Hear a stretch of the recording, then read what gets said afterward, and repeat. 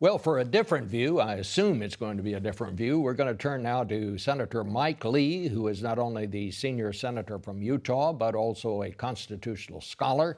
He's the author of a new book, Our Lost Declaration, America's Fight Against Tyranny from King George to the Deep State. Senator, thank you. We were going to ask you about that book, but we obviously have to start with the Mueller report. You just heard Chairman Cummings. But here's the question. You're on the Judiciary Committee. Democrats seem ready to, some of them at least, ready to impeach right now. Do you believe, as Chairman Cummings and I think the chairman of your committee, Jerry Nadler, said this morning, that what Mr. Mueller did was leave you a roadmap, leave Congress a roadmap for further investigation?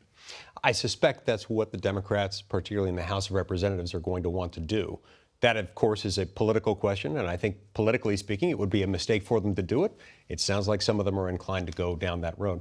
But what we've got to remember, Bob, is that the number one takeaway from this report is that there was no collusion.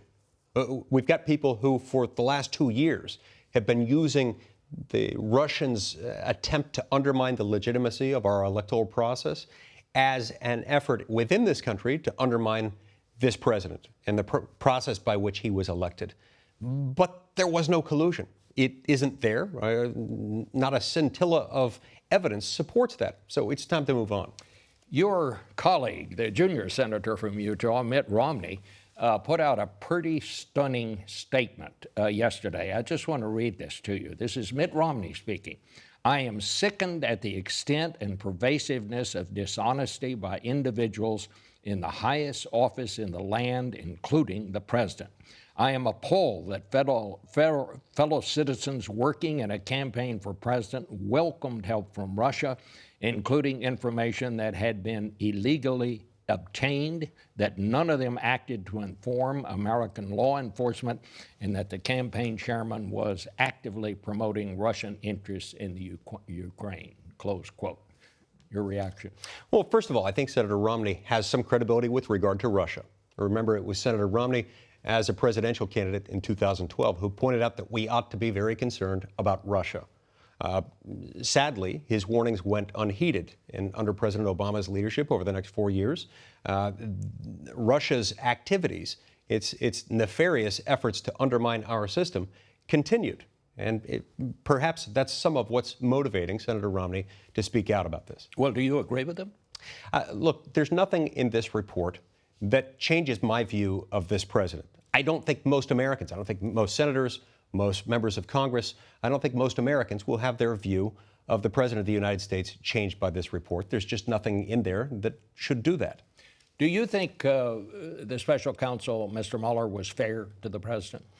Well, I think the special counsel certainly was thorough. I find pieces of the report a little bit odd. For example, when he talks about obstruction, I think it's odd to say, I'm not going to make a recommendation, but I'm going to sound like I'm making a recommendation. There's not evidence that I can point to, but nonetheless, I couldn't get there even if I did. It's kind of strange to spend 2 years on that and then speak with a sort of a tone that is reminiscent of Pinocchio in the movie Shrek 3. I'm not going to say that I'm not deciding. It's full of double negatives. It's kind of confusing. All right. I want to talk about this book a little bit that you've written. I liked it. It's about the great truths expressed in the Declaration of Independence. You argue that the government has gotten too big. I totally agree with you on that. But I'm not as worried about the bigness of government so much as I am about the incompetence of government. And I think some of that has come about simply because the best and brightest in America are turning away from public service and turning away running for office. And I guess I would ask you, how can we change that? Well, Bob, first of all, I'm not sure those two things are different. I'm not sure you and I are all that far apart on it. When government gets bigger, it necessarily becomes more incompetent. Human beings are flawed. They're fallible. And one of the reasons why I wrote this book is I wanted to point out that the more things change, the more they stay the same in some ways. Human nature hasn't changed in the 2.5 centuries since we became an independent nation. It is still the case that Governments have to rely on fallible, mortal human beings.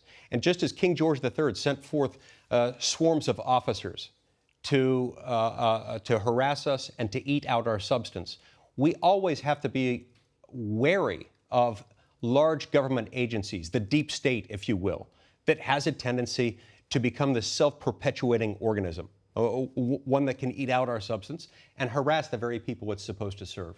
Let me just read you what you wrote in this book, which I found very interesting. Over the last 8 decades, the people's elected representatives have made countless choices that have been steadily diminishing their own power, and with that, the power of the people they represent.